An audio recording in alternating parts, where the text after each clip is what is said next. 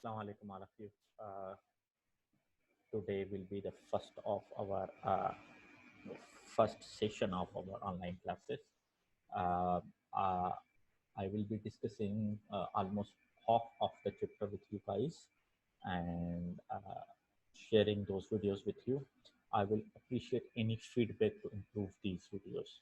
What I am doing is basically trying a combination of the whiteboard on PC and Excel sheet. Right? So, if you want anything to be done differently, if you want me to go on some other method, just let me know. Today, I will discuss mainly three main topics.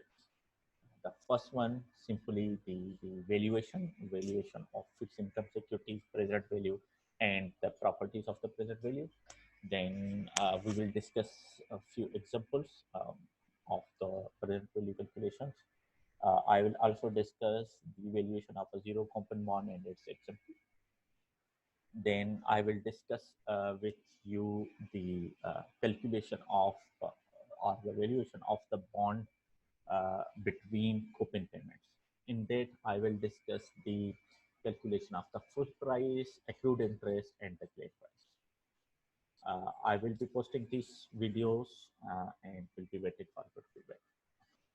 Thank you, all of you. Thank you.